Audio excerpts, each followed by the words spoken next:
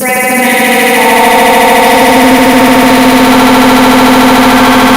masks. That just very much concerns me for our elementary school staff. And I'm wondering if there's still a possibility if we're considering hybrid. It just seems to be a really smart way to go with all the districts around us that are going remote, to consider doing a hybrid format so that we can socially distance, try it out for a month, see where our numbers are, and if they're good, go back full tilt. And again, we're going to go back to the comment section, so we're not going to treat it as a question and answer at this time, but we appreciate your comments. Thank you. Okay, thank you. Any other public comments?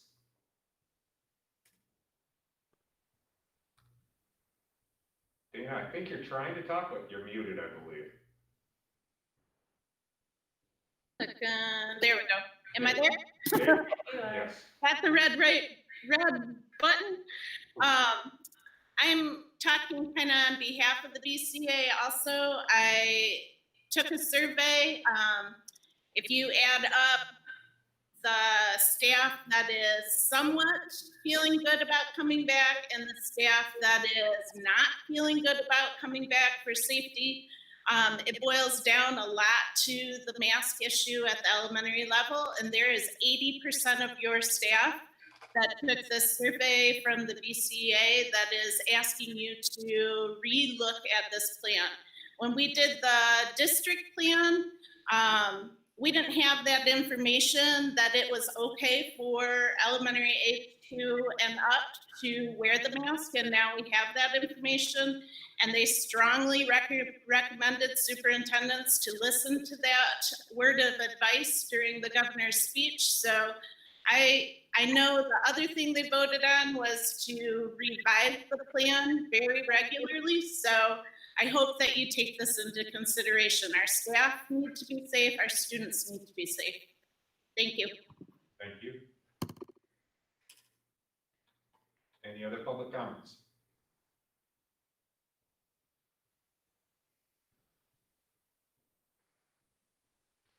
Okay, hearing none, we'll move on to our mission moment.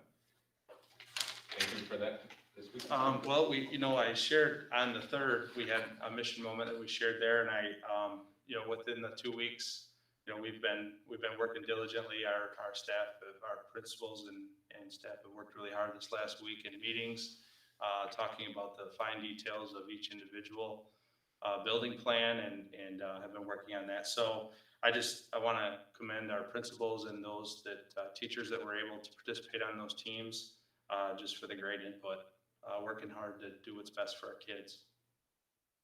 Definitely a lot of change, constant change, a lot of hard work going in there. Appreciate that. Next item on the agenda is the consent agenda. As I'll remind the board at this point, if there's anything on the consent agenda that they'd like to be moved to talk on separately, now is the time to bring that up. Otherwise, anything that you want to discuss on the consent agenda? Yep, I'll quickly go through the personnel on that. We had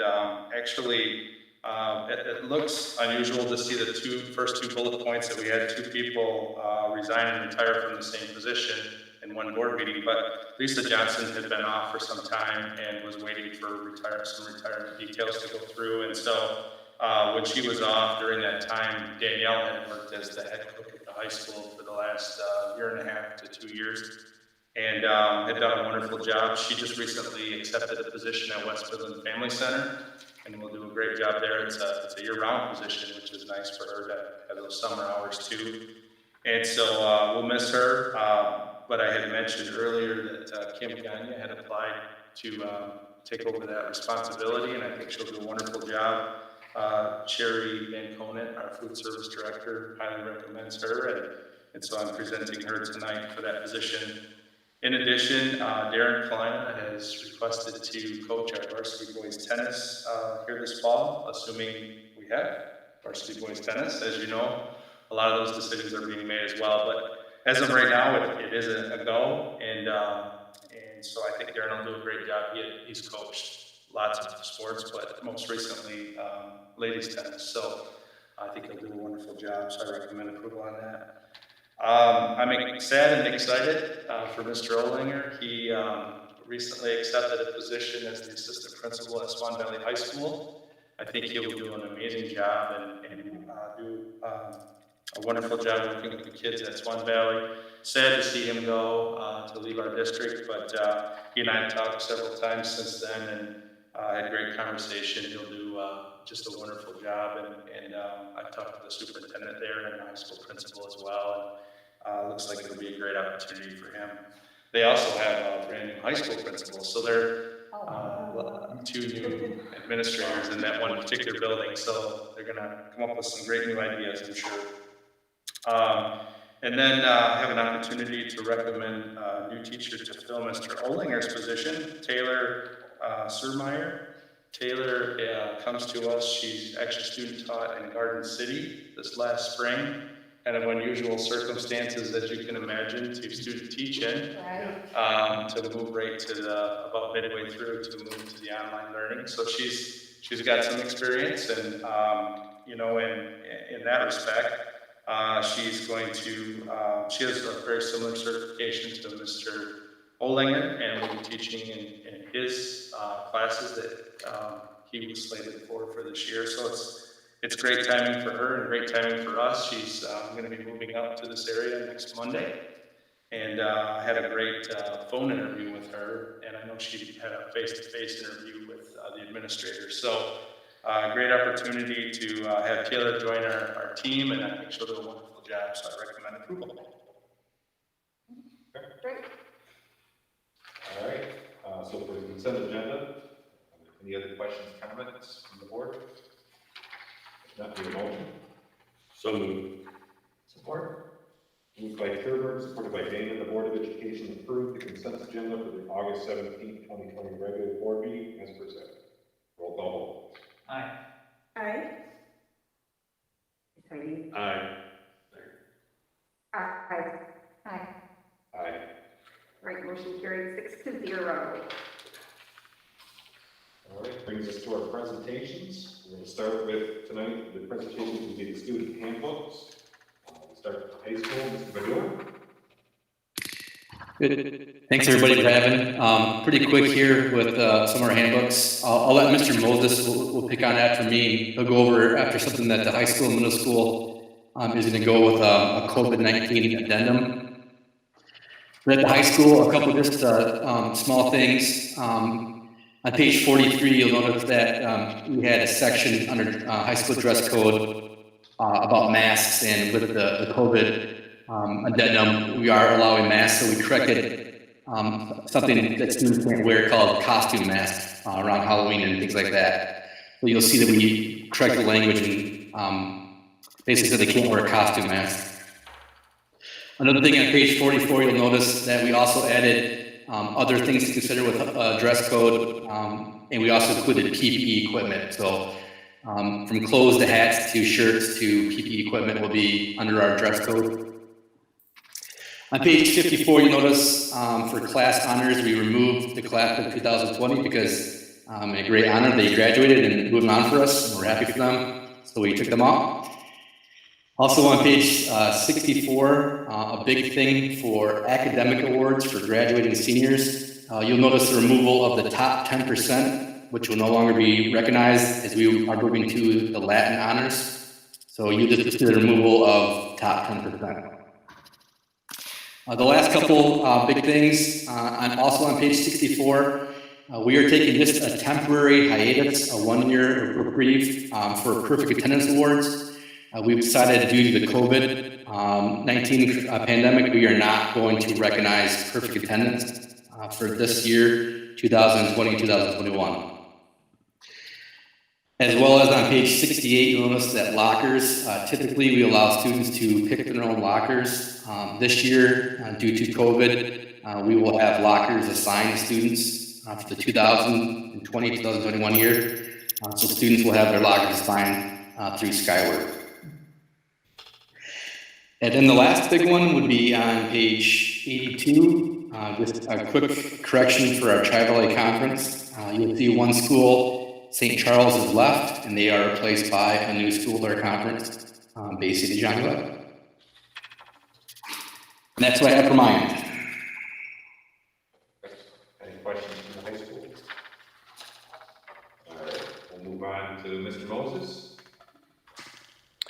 Well, good evening. I've got a few changes as well in the middle school handbook, and then I'll go over our middle school, high school COVID-19 addendum to both of our handbooks. I'll start on, I've just got a couple of quick changes starting on page 20. I have added in our handbook, in our possession under the influence of illegal substances and distribution of substances, the verbiage that includes lookalike substances. There are times when we can't confirm by testing exactly what substances they are, so that includes now the lookalike substances with the same consequences. And then on page 43, in years past, we have asked that the handbooks be read, signed, and returned, at least the back page, so that we've got confirmation that parents have read our handbook. This year, in light of trying to distance ourselves from some more of the paper transactions, I reversed that, and so really, I'm not going to ask that they sign and return it. We'll provide copies to them, paper copies, and we'll also give them access to the web version. But the only thing that they will have to return now is the privacy form for publication. If they do not want their child's picture or name in any of our community news, school publications, and yearbooks, things like that, they'll have to sign that and submit it to the office, and then they can revoke that if they so choose with a letter to the office. And let's see, and that brings me to probably the meat of this one, and that is the addendum that I worked together with the high school to kind of put this together. And it really addresses more just COVID-19 things that changes in our procedures for this year. And I'll start with failure to appropriately wear a mask. Those offenses, they all start with immediate removal from class. That's a safety factor for the kids and the staff, so we'll immediately remove them. And it ends with multiple offenses for the same thing, with an immediate suspension, and then the possibility of being moved to online instruction. And then we've got a little asterisk down below there that's referring to really the refusal to wear a mask. That's really meant for those kids that are just saying, I don't believe in it, I'm not going to do it, and just out and out refusal. And that's immediate removal from school with the possibility of a discipline hearing. So we'll take that to a larger group. Let's see, face mask, kind of the definition, and the PPE shall not promote gang affiliation, violence, or inappropriate slogans, sexual connotations, innuendos, Confederate or Nazi symbols, profanity, alcohol advertisements, or other drug-related information. And then we've got a clause in there that the final decision as to what's appropriate for these will be made by administration. I'm sure there's some things in there that we'll see that are not specifically listed. And then the last piece was, well, I guess there's two more pieces. We do have a box now for the COVID-19 social distancing expectations and guidelines. These are the things that are going to be taught and expected that aren't necessarily mask related, but social distancing, where to stand, how to treat each other, just a variety of things. That will be treated the same as insubordination, starting with parent contact and RTC, all the way up to suspension for multiple offenses. And then we've got a visitor policy. The governor's guidance helped us develop this, but visitors and volunteers will really be limited. We're going to have a visitor policy that we're not having people in the building without prior administrative approval. We're going to make every effort as a staff to communicate with parents via email, phone, or video conference. And then if we do need to speak with them, we'll set up a meeting and take it from there. But I think that most things we can probably do not face-to-face. And then the attendance policy, I guess, would be the last one. The Midland County Court is sticking with their expectations for their attendance policy, so that technically has not changed. However, we will work with families during this time to identify and excuse COVID-related absences. So we understand that there's going to be some more with the contact tracing and the up to 14-day quarantine. We're just gonna have to work with families to do the best we can to keep kids in school, yet learning remotely when it's appropriate. So. Any questions on any of the handbook changes for the middle school? No, I'm glad you brought up the not wearing a mask and what we do in that situation, or if they're not social distancing. That was actually a question I had for Mr. Hale this morning, so I'm glad that was addressed. Thank you. Great, absolutely. Thank you. A little more meat to our changes in the handbooks this year. Any other questions from the board? On the high school, middle school level? All right, Mr. Tomko.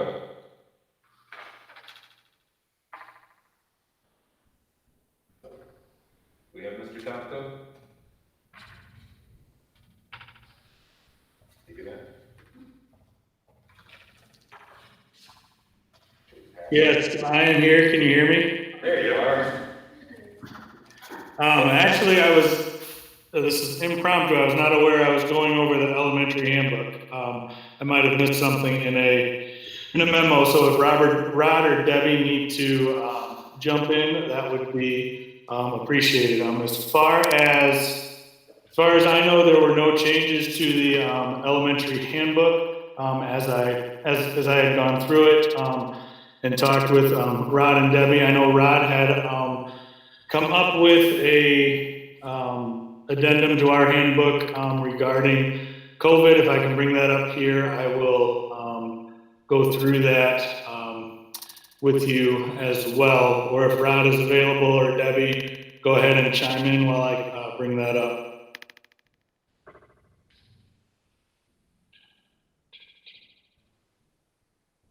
I think you're on your own.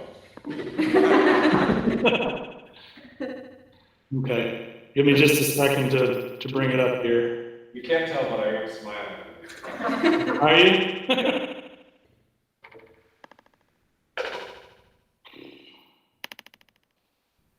Let's see.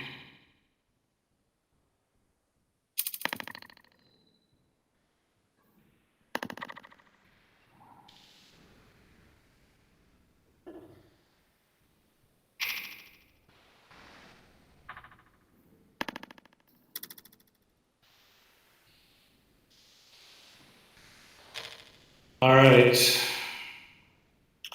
gotta load up here.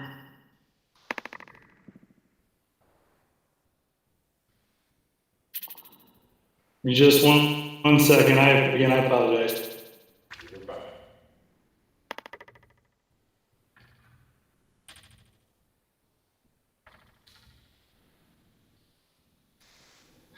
All right, the addendum that we had come up with for our handbook says for the duration of the COVID-19 pandemic, the following policies will be put into effect. We've got all students will be required to wear face masks in public areas of the school building. All students will use a face mask on the bus. All students riding the bus must sit in their assigned seat. Students must make every effort to support their teachers' efforts to promote social distancing as much as practical, or as much as practicable. For the duration of the pandemic, visitors to the school will be severely limited. This includes parent visits, and parents are encouraged to communicate with school officials via telephone or email communications. Recess will be held with the student cohort groups. Lunch and breakfast will be consumed in the classroom. Students exhibiting symptoms related to COVID-19 will be asked to leave the school environment should they develop during the school day. Upon determination of a positive case of COVID-19, student quarantine requirements will be determined by the Midland County Health Department. General bus passes will not be allowed during this period. Students may only ride to their place of residence or a registered daycare location. Students entering the online virtual classes will not be permitted to return to in-person learning until second semester at the earliest. And students will make every effort not to share school materials such as pencils, crayons, glue stick, and other school supplies. Students who willfully violate public health policies as outlined in these rules will be turned in for insubordination and subject to discipline as determined by the school principal.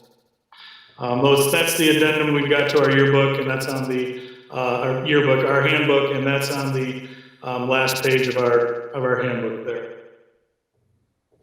Pretty similar concepts.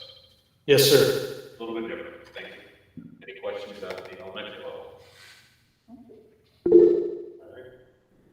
Thank you guys again. We know that, these are never fun jobs to review that handbook, and we have to review that every year, but obviously a lot more changes this year than we're used to, so appreciate the efforts on putting this together. All right. Are you noticing any questions coming up? Yeah. I don't know how we're going to do that. Just Takes us to our Board of Education President's Report. Mr. Hale, I think, was able to attend the July ESA meeting. Yep, I was able to attend. Actually, it was a really good meeting. A lot of the conversation centered around the return to learning plans that is required of the county schools, and then the ESA's process in approving those, because that information had just come out. They had a contract that they were able to settle, with their support staff, and so they were able to work through that with a 2-year extension. And they're actually, it included their teaching staff too. They're part of the International Federation of Teachers. And so they worked through that process and was able to really, with consideration to the financial situation that all districts are really working through right now with COVID, able to add a 2-year extension to the current contract. In addition, there was some significant conversation around the flood recovery teams and the work of local school districts, as well as the United Way and Jen Boyer, the county emergency manager, and all the work that took place in responding and providing shelter, and then setting up with Dow's significant investment, setting up the donation tents at local sites. I know each of the districts set up a tent. Even Meridian had one, and we're able to bring in those supplies, take them to the Dow hangar, organize them, and then redistribute them out wherever the need was. And so a lot of conversation took place around that, and really making sure that the community understood how many people came together. And there were a lot that weren't mentioned, obviously, but came together to make all of that happen so quickly, really, for the first time we've ever had to do something on that scale. So thank you to Dow, thank you to United Way. They were significant partners in making all that happen. And then Project Search is a program that the Midland County ESA runs, and they decided for this year, because of COVID and the retirement of Carolyn Landis, that they were going to put that on hold for this coming year. Project Search is a program where they utilize many of their students out into the community, and working with businesses and industry. And so they're just going to hold off on that and wait until they get through COVID. And a lot of employers really aren't taking interns or co-ops right now too. And so it really isn't a good time. Plus they do need to refill that position because of Carolyn's retirement. So that's kind of a loss for a year, but we're kind of in that situation with a lot of programs. We have to put them on hold until it's safe to begin. implementing those programs again. And then it talked a little bit about, the back to school and a committee with the ESA working on a template. Really identified the deadline for that as the 17th, which actually is today, due to Treasury. And so the process really needed, that's why we had the special board meeting, because the process really needed to take place much quicker and happen before the 17th, so the Treasury had those plans.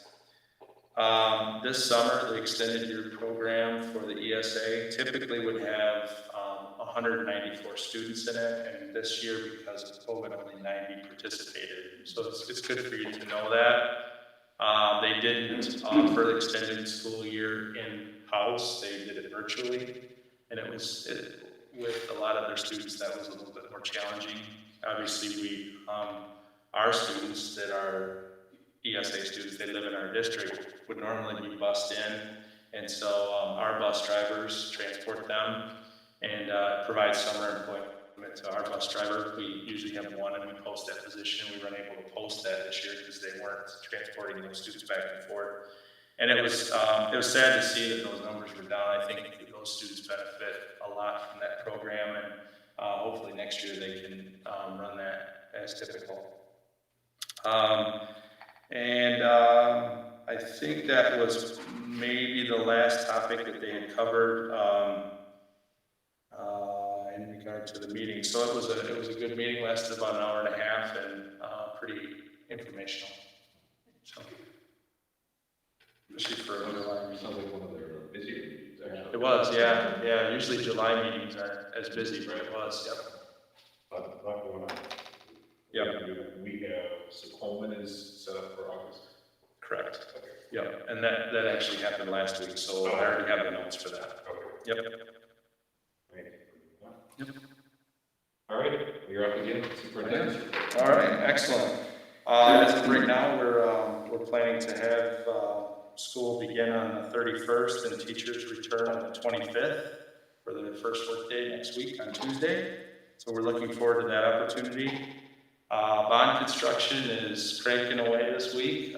This is kind of the last major week that they can get a lot of things done. So a lot is coming together, and a lot of the contractors are bringing in extra people to get stuff wrapped up. Now, not everything will be done. So I'll give you just a little rundown of what I know, because it changes every day, but our track is complete. The track itself, the lines are painted. If you get an opportunity to walk out there, I recommend you take a look. It looks really nice with now having an 8-lane, which I know our track coaches are chomping at the bit, because that offers us extra opportunities to host meets differently than we have in the past. And then lighting and goal posts, all that stuff we've talked about already. Fencing is going up. That's one of the last things to complete. There's a section of concrete that they had to redo. There was an error in how they laid it out. It didn't match the architectural plan. So they took out a chunk of it and they're relaying that. And then they had to add another section that the concrete contractor had forgotten. So those will be completed. A little bit more work on the pavilion. They still need to do soffit and fascia and lighting underneath the pavilion, but for the most part, that's complete as well. And then there's a section of concrete that needs to be poured between, if you can imagine, it's the Lancer locker. It was the old concession, and the new concession, there's a little drive there. That's where the new parking spot will be for the ambulance at varsity games. And there's a new concrete pad that'll have to be poured there. That'll go all the way back to the fence. So that kind of completes our workout out on the football, baseball, sports complex out there. In addition, as you know, we had our roof replaced at our high school, and that work is finally complete on the roof. Then they moved inside, and Wilgast took charge of the restoration that we had from all the leaks that we had in our roofs. So they've been replacing ceiling tile. About 99% of that is done. There were some sections of our lower ceiling here in the hallway that needed to be replaced. They had to cut out sections, replace them, put the texture on, and repaint them. Today they were painting those, so they're just about complete as well. And then they'll have some areas of carpet that they'll actually have to replace. They They worked with carpet cleaning to come in and clean, but a lot of the stains, because of that water coming down through the roof, just it wouldn't clean up. So there'll be sections of carpet that'll have to be redone.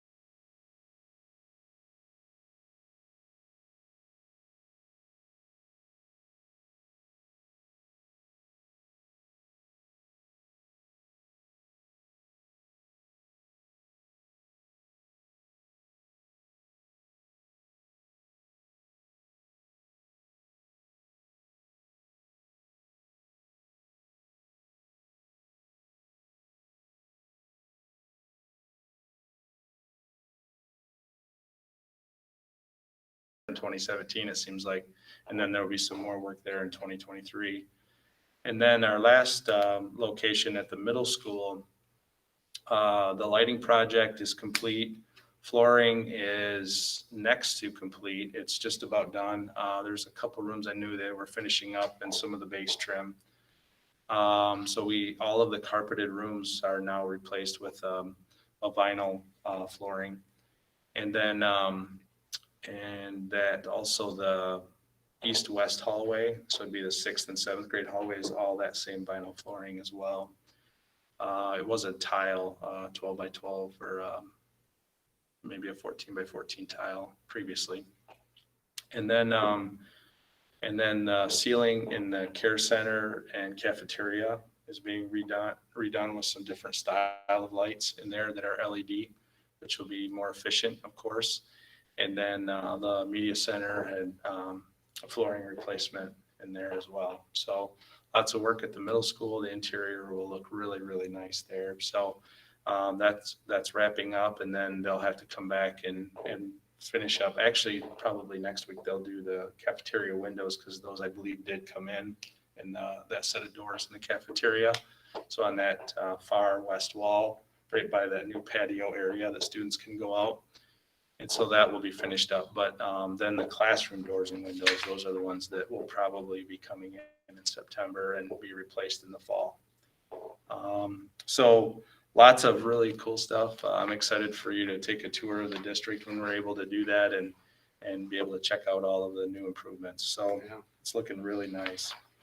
Thank you again to our community for supporting that bond. And these are things that really will reflect and look nice with our district. So we really appreciate our community for that support. Let's see, and just in our return to school preparations, obviously we had our August 3rd meeting and approved our plan, and had discussion about that plan, answered lots of questions.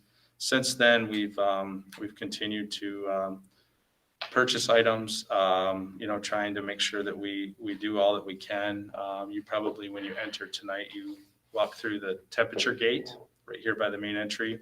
As you walk in, each student will enter the main entrance of a building. We have 2 of them here at the high school, and they'll enter through that. And there will be a staff member there taking their temperature. And then we were able to rent, actually, portable wash stations at our entry points at our elementary. So students coming off the playground can wash before they come into the building. And that's actually through, you've probably seen them maybe at the fair. It has a foot pedal, and it runs water. And typically a Porta-Gen service will provide those, and you can rent them from them. They come and maintain them and clean them up. In addition, we had purchased, I don't think I mentioned this August 3rd, but we purchased some backpack fogging machines that will fog our playground equipment with regularly throughout the week. So a lot of districts, I know they're kind of counting on rain and those kind of things to clean them. And we thought we needed to do more than that. So students will be out there using those. And so we wanted to make sure that we at least, sanitize those the best we could. It's hard to clean playground equipment, but that we figured that was probably our best option.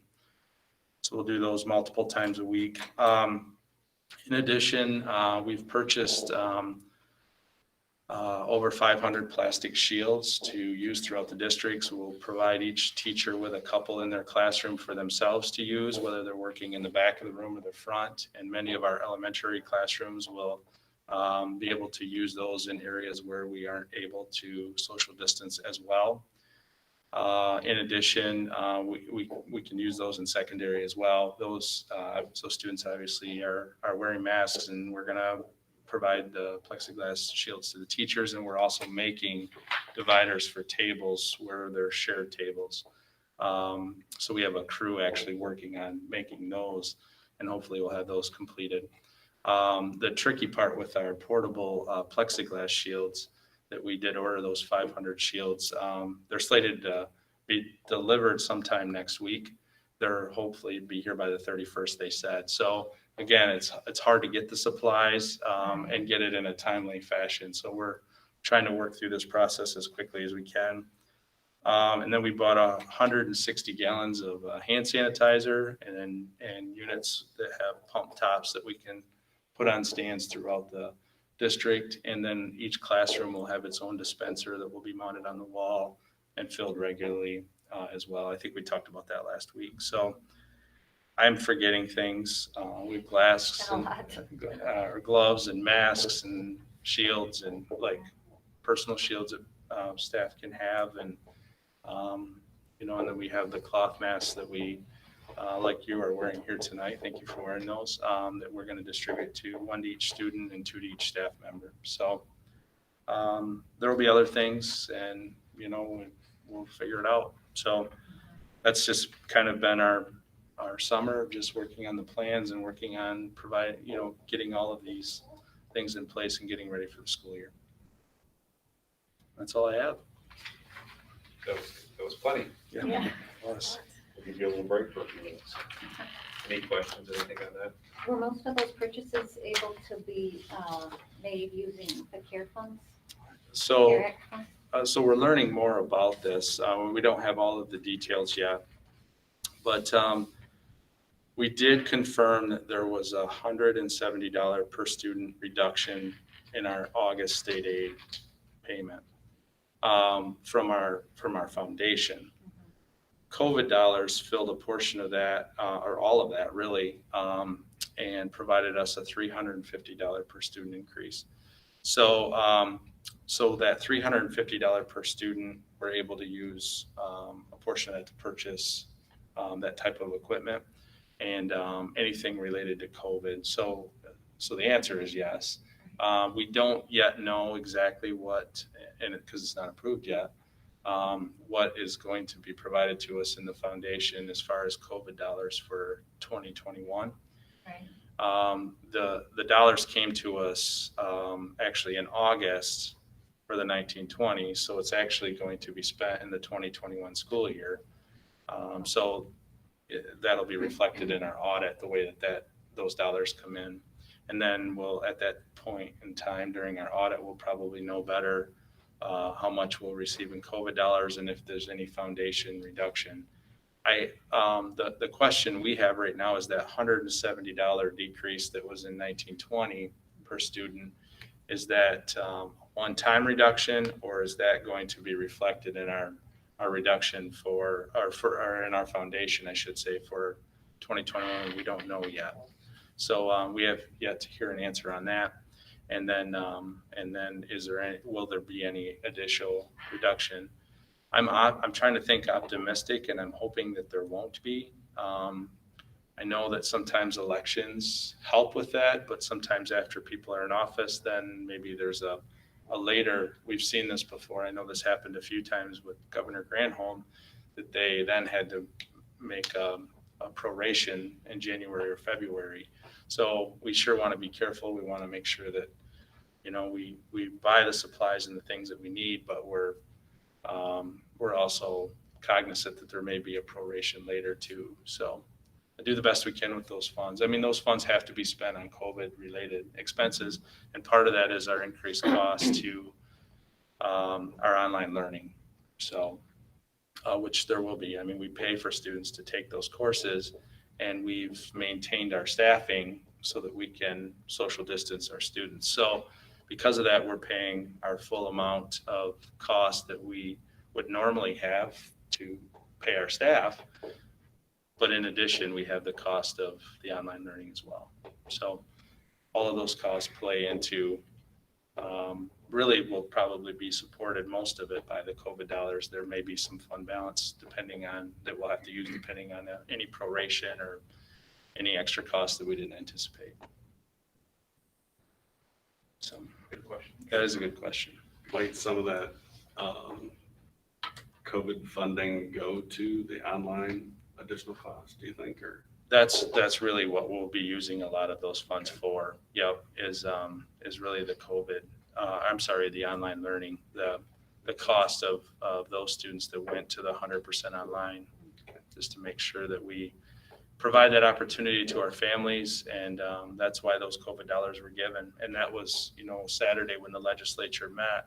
That was one of the significant pieces of conversation they had. They said, we know there's going to be extra costs with this online learning that districts are going to have to spend, and we want to make sure we support them. So I hope they stick to that. And there are other requirements we'll have and other things that were related to Saturday's action with the legislature and that we'll have to work out. But I'm grateful that maybe I'm hoping that they're going to leave the rest of the foundation alone. And I don't anticipate any kind of increase other than what was given to us through the COVID dollars. But if they could just leave it alone, that would help us to get through this year. That would be a win. Yep. I have a question too. I like the idea of trying to, at the elementary, trying to make the extra cupboards for the students, but they're not going to be in place when we go to school. So I'm assuming there's a plan just for parents out there too. Like, what is the plan then in the meantime until we have these things in place? And then the same thing with the plexiglass dividers, if we don't have them August 31st, we need to have something in place. And I'm sure you're thinking about that, but for the community to know as they send their students in, I think if we don't have those things in place, we need to have Well, something. both of those things are in addition to what we talked about in our return to learn plan. I mean, it's above and beyond. And as far as the making of the cabinets, I don't know if a portion will be in. I don't know what he'll have completed. So if he can have some completed and installed, then we can start to utilize those, and that will, maybe we can use every other hook or something, or limit the amount that students bring in.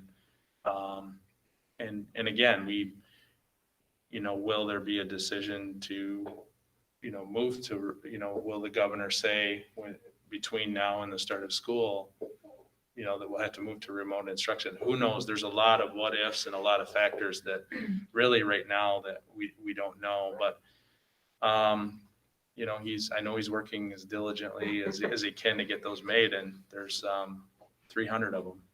So Yeah. it's not a small task. No, I'm sure it's not. And then the plexiglass, same kind of thing. I mean, Everybody's we'll have several already made because our crew is making those, but we'll utilize as much as we have and do the very best we can. Okay. What are the numbers right now? Like, just the numbers for, because the last time we met, we discussed that, the people, we didn't know the numbers because people still had to make their decision. I'm sorry, you mean the For online? For online, I'm sorry. That's okay. Let me speak in a complete sentence. Yes, for the online students, just so that we know how many students are going to be in classrooms, so we can kind of have an idea on how social distancing will. Right. We had some errors that we've been trying to correct, and we're right in that 450 mark. So about 25%. Yeah. But for school wise, I mean, or even classroom wise, do we have that information? Like, are we looking at 25 kids in a class, or I know it's going to vary based on where you're at, but. Yep. It absolutely will vary. I mean, we have classes as small as 13, but I think we have classes that are in the mid-20s. I don't know how better to address that, The online is 3 times larger than we even anticipated that would be, and so it really, we're just going to do the best we can to social distance and balance those numbers as best we can. This is crazy. But thank you. Appreciate the efforts. Yes. A lot going on. Does take us to our action items, so very few actually this month. We've only got 3 action items. Language used to construct this portion of the agenda is suggested wording only. Board members should feel free to modify the language as deemed appropriate and necessary. Language of record will be represented in the official Board of Education minutes, which is prepared after the meeting is conducted. The first item is to approve the handbooks that were presented to us tonight for high school, middle school, and all 3 elementaries. Any further comments or questions on the handbooks? Thank you. Thanks to the administration team that helped put those together and prep those for us. Yeah. And no other comments, need a motion? So move. Support. Moved by Darius, supported by Turber. The Board of Education approved the student handbooks for Bullock Creek High School, Bullock Creek Middle School, and all 3 elementary schools as presented for 2020-2021. Roll call vote, please. Aye. Aye. Aye. Aye. Aye. Aye. Alrighty, motion carried 6-0. Next one is a pretty standard annual one where we have to file for the Board of Commissioners establishing a debt millage. So it would be at 7 mils for your standard homestead and at 18 mils for the non-homestead rate. Any other comments on that, Mr. Hale? No, it's just something that we have to file with the commissioners every year. Yep. Nothing much more glamorous to talk about when we're talking tax mills. Any questions on that, comments? Otherwise, we need a motion on that one as well. So moved. Support. Moved by Dana, supported by Walde. The Board of Education approved the 2020 tax rate request to be filed with the Midland County Board of Commissioners, which establishes the debt millage rate at 7.00 mils and the non-homestead rate at 18.00 mils. Roll call vote, please. Aye. Aye. Aye. Aye. Aye. Aye. Motion carried 6-0. And the last one is approving the adoption of changes to Title IX policy, 2266, and the elimination of policy 5517, which reading through as much as I could. That was a long one. It was a long one. Had a lot to do, I think, with our national education directors got a plan for. It really centers around Title IX and the requirements. Secretary of Education, Mrs. DeVos, actually put together a lot of this language and expectation for any college, university, or public institution that accepts federal dollars. And so really it, Title IX has had some redrafts over the years. This one's pretty significant. It just really talks about the process by which districts investigate, a situation related to sexual harassment. And so it really just kind of details that for us. A lot of it is really spelled out. We heard in May that this would be, or just before May, that it was going to be released, and it came to us in May, the expectation, but the actual draft of language through Neola, even Troon, who was releasing this information, they didn't have a lot of time for the turnaround, and it came to us on the 4th of August, if you can imagine. So it was right after our last board meeting, and so pretty quick turnaround, but it was, we really had to start following this process as of last Friday. It was the 15th was the deadline to have it completed. So I believe that was Friday, maybe it was Saturday. And so, there's the expectation that we have an investigator, Title IX coordinator that will investigate situations and work through the process. And then there's other people that they will assign to duties and make decisions in how to respond to those cases of sexual harassment. Because of the shorter time frame, within your board policy, you have an opportunity to approve this in a single reading as opposed to two. And really, it's just requirements that we have to follow. So it doesn't really, there's not a lot of choice for us. A couple of things that were choice, and Renee, I appreciate you pointing out these things and making sure that we talk through this, is just there were a couple different options for, within the policy of definition of rape, for instance, that we would have to choose. And we're actually choosing option 2 in that. I assume that you agree with that particular definition there. But and then in addition, assigning our Title IX coordinator, I asked Mrs. Pierce if she'd be willing to continue. We actually, in our old policy, had to have a Title IX coordinator as well, so she's more than willing to do that.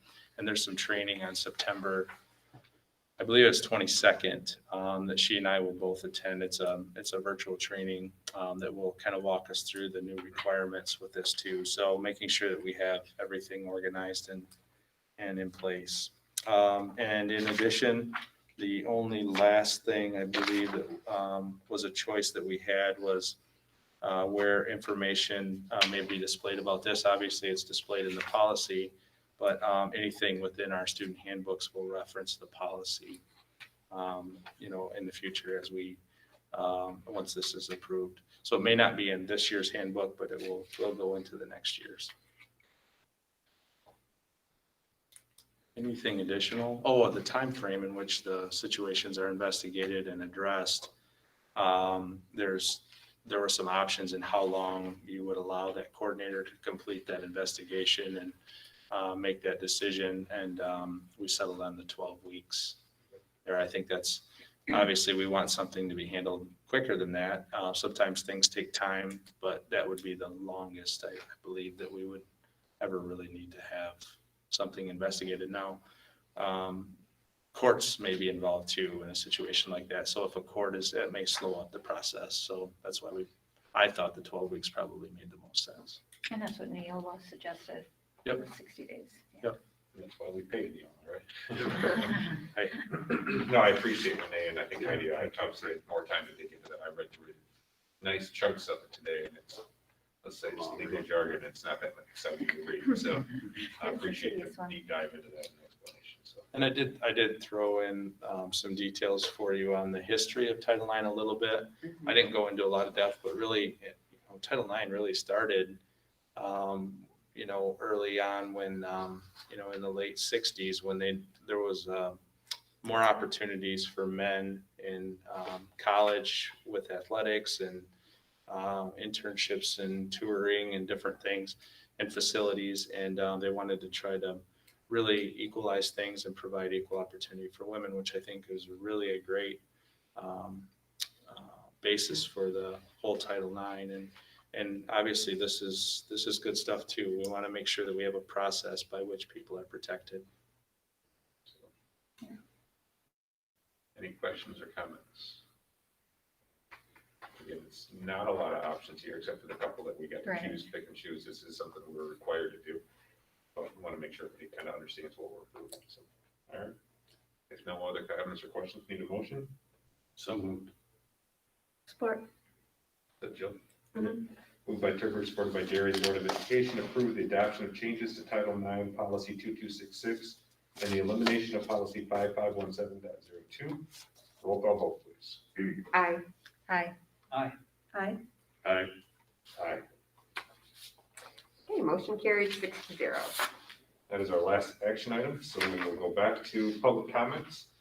This is a reminder, this is public comments. We are not doing Q&A this time, so I do see some questions. We will take note of those questions. Again, normal board format is public comment, not question and answer. So if you have any public comments, we'd be happy to listen again. This is a reminder to take yourself off of mute.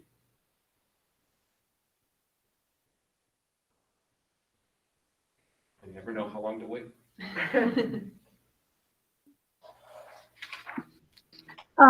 I guess this isn't a question, although I do have questions about what the procedures will be if a student tests positive for COVID. What the quarantine procedures will be.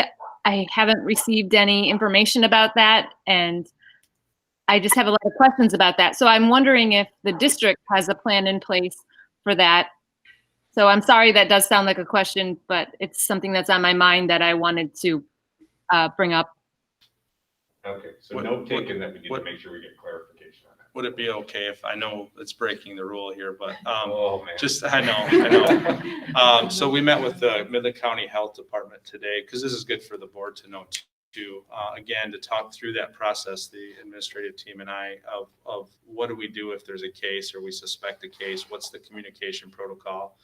What decisions do we make in regard to contact tracing, and how far does that go? And the Midland County Health Department will guide us through that process. But we also asked them to come in next week when our teachers come back to walk through that process with them as well, because they're really going to be our key. And that was really spelled out in the expectations of the continuity plan, that any decisions about closure of school was made with your local health department and based on the circumstances within your county.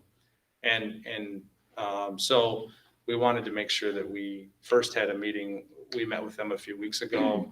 We followed up with them again after their guidance came out, because there were a lot of questions we still had.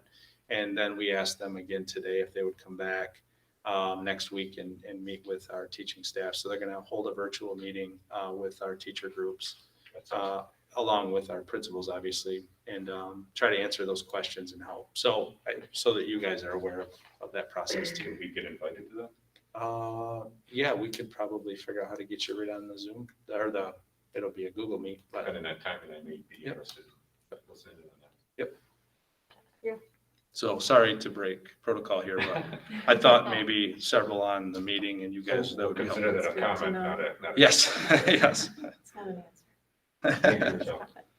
Any other public comments? I guess I'm wondering why the protocol from the last meeting changed this time.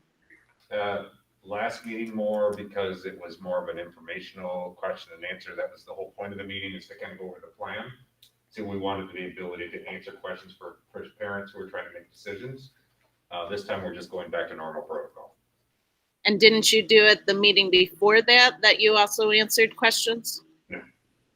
I think you've been doing it quite a few meetings that have been interactive like this. Not question and answers, no. Not that I recall, but any questions and answers. And I'm not saying we would never answer a question, but Right, not enough. it's not. Full hour of answering questions. Yeah. Ideally.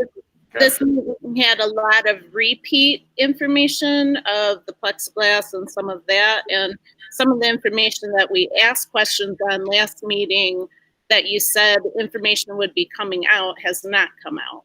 And I guess that's, when I'm reading the chat room, that's the important stuff that we need to be maybe including some answers in tonight. Well, we have ability to capture those questions. We'll try to get answers to folks as quickly as we can. But it's not just one person that wants to know. Understood. It wouldn't be just a response to that one person. Any other public comments? Yes, I'll just try to summarize at least part of what's going on in the chats so that you can hear that and possibly address it to the group. I would say a third of the questions, or maybe pushing to 50% of the questions, are specifically about elementary students wearing masks, and specifically in regards to the new recommendations that have come out both at federal and state level. And for the sake of the safety of teachers, is that an issue, something that we can readdress before the start of school?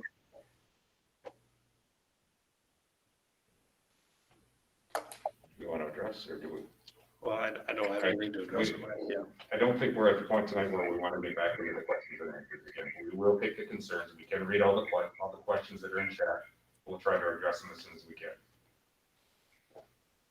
Any other public comments?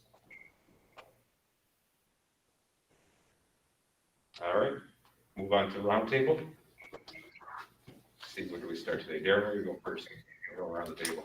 I just want to say thanks to everybody that's put the back to school plan. I know we did it a lot, but I know that so many hours, and it just a continual change is what it feels like. But just a big thank you. Agreed.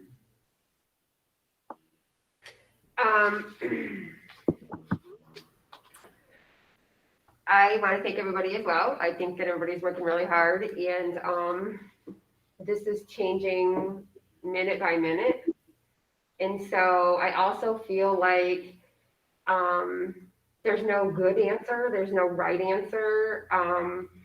There are people on one side of this that think one way, and there are people on the other side, and everybody has their reasons why.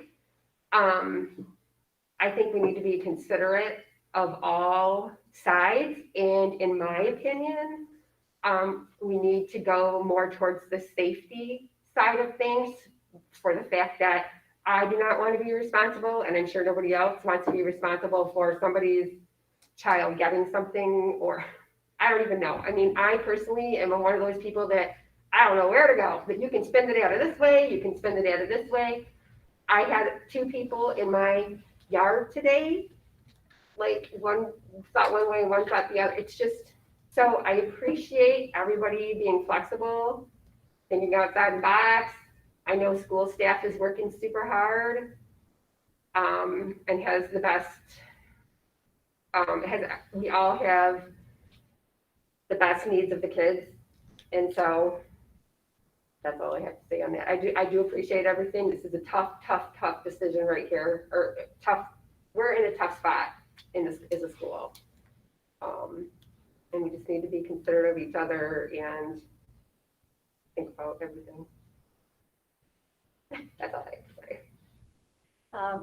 I'll just thank the staff that has spoken up tonight with comments and questions, and also the emails we received. Yes. Regarding the face mask issue, we received emails from on both sides of the issue from elementary teachers. And we're not going to get into question and answer, but I will add that the American Association of Pediatricians on their website does have one caveat, that children sitting for long terms in classrooms, the benefits versus the risk of wearing the mask may be negated by their behavior if they're constantly touching their mask. And I don't say that to minimize the concern, it's a valid concern, but in my mind, the science is a little murky just in that one area. On the buses in the hallways, the CDC, the NIH, the AAP, it's all unanimous for kids to wear masks.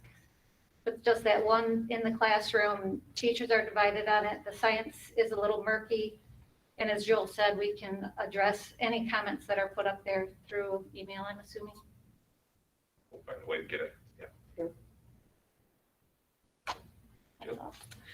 Yep, I'll agree with everything said. After reading the emails and listening to all the comments, everybody seems very thoughtful and considerate, and that's appreciated. We went back to work today as well at a school, and our word for the day was tentative. So everything seems pretty tentative right now, and it's really hard to plan and work around that when everything feels that way. So it's just a tough situation. Yep. Yeah, well said. I don't know if I have anything of value to add other than thank you, Renee and Heidi, for going through that very lengthy policy on Title IX. I know there's a lot of It changes. was lengthy. Yeah, that's I huge. appreciate you. Thank you for taking the time. It's a really, really critical policy that includes, there's a lot in that. Absolutely.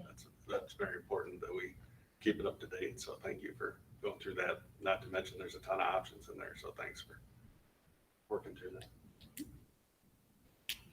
Yeah, again, you guys did a great job. That's why I let you all go first. To thank everyone that's put so much time and effort, and all the concerns, all the parents, all the people out. I mean, I don't know that I've ever seen a school board meeting with over 100 people, and we've had for the last couple of months, which is awesome. Awesome. So there is some benefit to this virtual. We're getting more involvement, more engagement into our school board meetings, which is awesome. So thank you all for being in attendance tonight. I want to thank Mr. Hale for actually taking a vacation last week and not reading his emails. So thank you. It was deserved and needed. And I want to thank the district and this mid team that put on, and this is not just because my daughter was one of them, but for the graduation last week or the week before, whatever that was. Again, not what we wanted, not what we expected, but a lot of positive feedback for doing anything, and it was really, really, really well done. So thank you for the organization. It would be like we've done that every year because you guys had it. It was very nice. Well done. Yeah. Seriously, well done. A lot of really positive comments from, folks that participated, the parents and from that side and that we were still able to make it special and I hoped for that. Our graduation ceremony has always been really special and I hated to lose that traditional feel and we did, but we started something a little different and hopefully we can go back to the traditional, but that was a good second option based on consideration of what we could do. Absolutely. That was well done. Well attended. Everybody was so happy and appreciative. It was fabulous. Not the same, but Not the same. what we were dealt with, it was very, very well. Yep. It Happy absolutely was. people. That's all we've got. Meeting adjourned at, because it's right now, 8:10. Thank you all for attending. Appreciate your participation. Can we make sure Jeremy captures those Yeah, comments so we have them? we need to print those comments. Jeremy, can get those. I have a copy. Yep. Thank Okay. And the attendance list for me? As best as I can, yes. Right. I know they're in and out all the time, but That's probably. you. Thanks, Jeremy. thank you. Thank you.